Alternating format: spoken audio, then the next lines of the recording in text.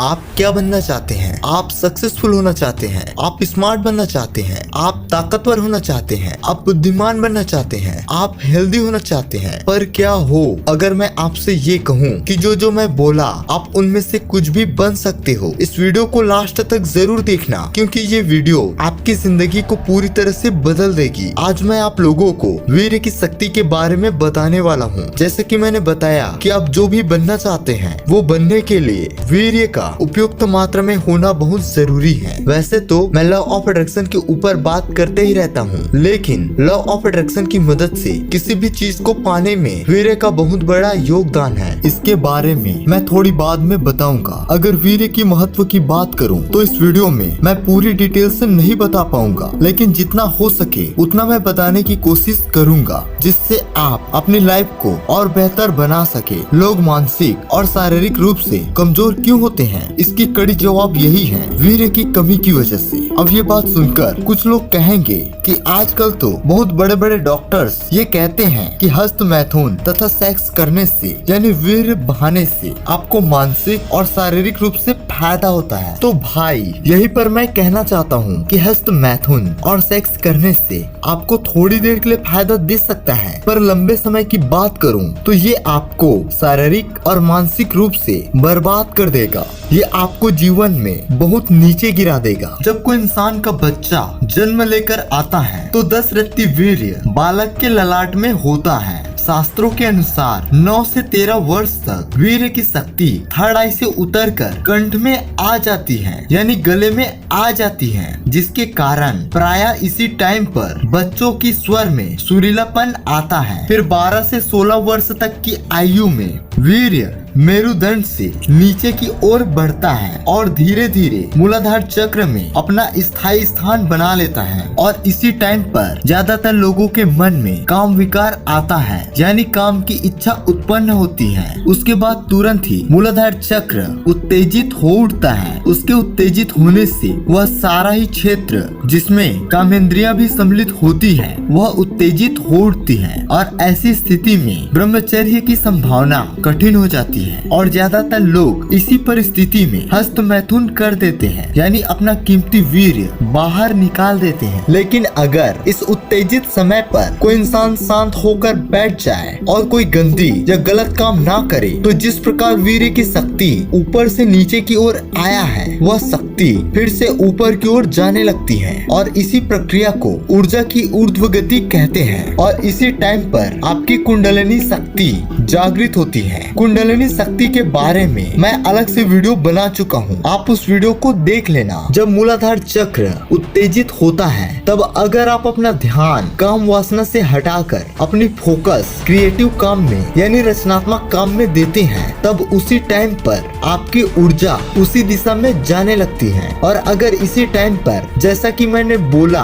कि आप शांत होकर बैठ जाते हो तो आपकी ऊर्जा नीचे से ऊपर की ओर जाने लगती है। और अगर आपकी ऊर्जा ललाट पे चली जाती है यानी थर्ड आई से आपके सहस्त्रार चक्र में आती है तब आपको दुनिया की संपूर्ण ज्ञान प्राप्त हो जाता है। अनेक प्रकार के अलौकिक शक्तियाँ भी प्राप्त हो जाती हैं और आपको लोक और परलोक के बारे में पता चल जाता है, जिसके बाद आपको और कुछ जानना शेष नहीं रह जाता। ये तो मैं बहुत हाई लेवल की बात करती। चलो आम लोगों के जीवन में वीर्य रक्षा से क्या फायदे होते हैं वो मैं आपको बताता हूँ।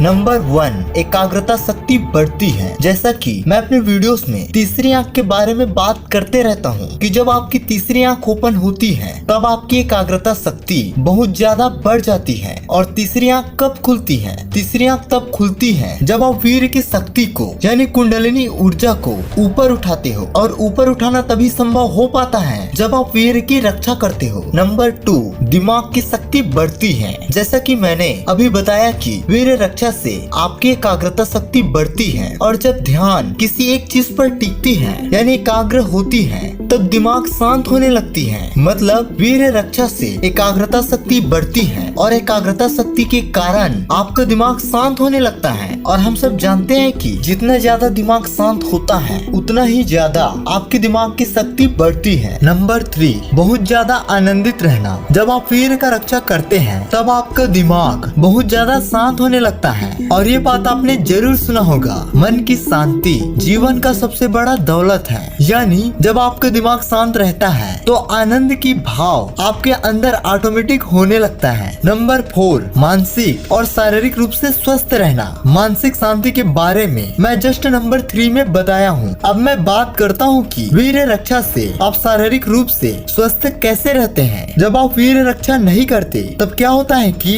आपके दिमाग में उल्टे सीधे गंदे विचार चलते रहते हैं, या फिर काम को लेकर आपके दिमाग में टेंशन चलते रहता है, या किसी ने आपको कुछ गलत भी बोल दिया तब उसी के बारे में नफरत भरी ख्याल आपके दिमाग में कंटिन्यू चलते रहता है। ओवरऑल बात यह है कि आप अगर वीर्य रक्षा नहीं करते तो आप ओवर थिंकिंग के शिकार हो जाते हैं, और ओवर थिंकिंग के चलते आपका एनर्जी फालतू ख्यालों में वेस्ट होने लगता है। यानी जो एनर्जी आपकी बॉडी को मिलना चाहिए था वह एनर्जी ओवर थिंकिंग के चलते फालतू विचारों में वेस्ट होने लगती है। और विचारों के लगातार चलने के चलते जो आपकी श्वास है वह नाभि तक पूरी तरह से नहीं जा पाती, और इस कारण शारीरिक स्वास्थ्य पूरी तरह से अच्छा नहीं रह पाता। लेकिन वही अगर आप वीर्य रक्षा करते हैं तब आपकी शरीर स्वस्थ होने के साथ साथ बहुत आकर्षक होने लगता है। यानी जब आप वीर्य का रक्षा करते हैं तब एकाग्रता शक्ति बढ़ती है, और एकाग्रता शक्ति बढ़ती है तब आपका दिमाग शांत होता है। यानी फालतू के विचार आपके दिमाग में नहीं चलता,